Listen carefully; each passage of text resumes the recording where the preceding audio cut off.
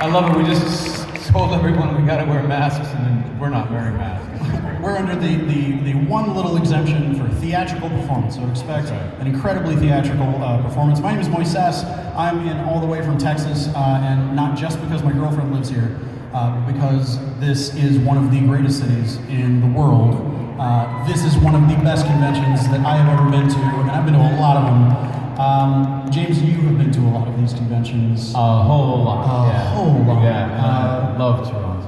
Hey, can I ask you a favor? Absolutely. Can I ask you guys a favor? I'd like to take a little video of anyone that's cosplaying from any show that I was on, and then I string them together and put them on social media after the con. But I'd like them to have a big round of applause.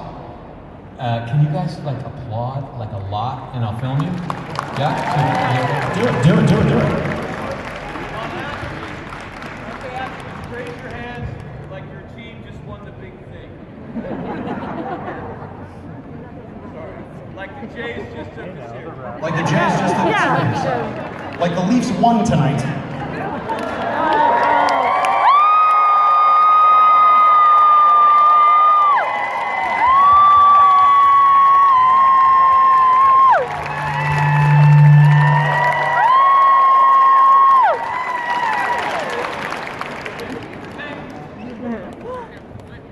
So let me warm you up with a question. We've got a roving microphone that will be going out there to capture your audience questions. This is, I think, the fifth convention that we've both done since we've come back this year. What has it been like getting back out there and seeing the fans again after that much time away from getting this kind of love from people? Like breathing again. You know, that's what I miss most of all. Like, I'm a gamer, so in the beginning of lockdown, I was like, oh, I have to stay home? What shall I do with myself, you know? And that was good for like 4 months. And then I started to get a little cabin fever. And then I started hanging out with my friends on Zoom, and that was okay. But I missed community, man. I missed hanging out with cool people in 3 dimensions. And I guess this is, my 5th convention since we come back, and I absolutely love it. I love conventions. Everyone's beautiful, everyone's safe, and you can be whatever you want to be. It's heaven. Yeah.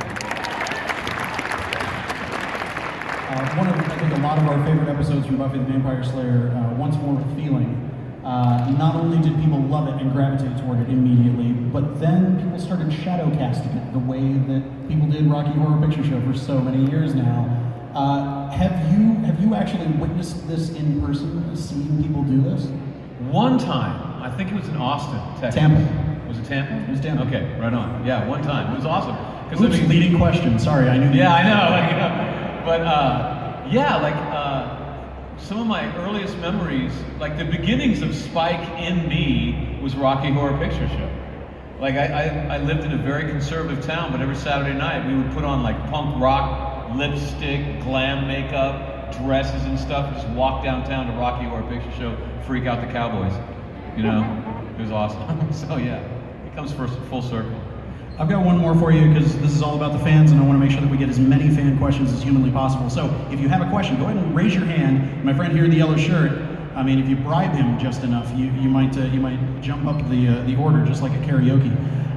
One of my favorite recent, a few years ago now, productions that you were a part of is Marvel's Runaways, where you played Vic Stein, and it was really wonderful getting to see you chew on a role that had so much complexity to it. It's not just a father figure, it's a father figure with some issues of his own, you know? What did you have much familiarity with the character, with the material before it came to you? What excited you about it the most once you did get the part? I like to play villains that are supposed to be hated, and then try to get the audience to be like, oh, actually he's a human being. Maybe he's not just a villain. Victor on Runaways, that character was supposed to die in 7 episodes. For those of you who don't know, Marvel's Runaways is about a group of teenagers that figure out that their parents are supervillains, basically. And of all of the horrible parents in the show, Victor was twice as horrible. He was just absolutely irredeemable. And I just thought it was a good challenge to try to take a character that was supposed to be hated and then make people kind of feel for him a little bit. In fact, My favorite thing was to do like interviews with journalists, and I would sit down and be like, okay, first of all, Victor is the biggest hero in this whole show. And they'd be like, you're killing a teenager every year. That's not really a hero. And I said, well, let's talk about that. So I'm playing a character who has been trying to save humanity by inventing fusion power and perfecting that, and basically saving us from global warming, coming up with a new energy supply. And I come into my middle age and I've failed, and I haven't gotten it done. And then I meet an alien who says, well, I have that technology, I'll give it to you for free, but you have to keep me alive. And I need to eat, but I eat people, so I need at least one a year. And I asked the journalist, like, if someone gave you that choice right now, would you say, let all humanity die so you can go to your grave with a clean conscience? Or would you let yourself be the villain and let us all live? What's the hero do? And they're like, well, that's really interesting, James. And then they'd be like, wait a minute, you're beating your son. And I'm like, well, let's talk about that. My son has 177 IQ, and he's getting C's in high school.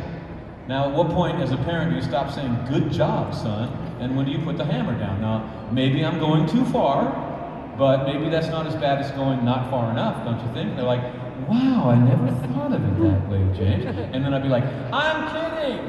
I'm a villain! He's horrible! Yeah, I love that. It was a great show. Well, let's get some questions from the audience out here. Who's got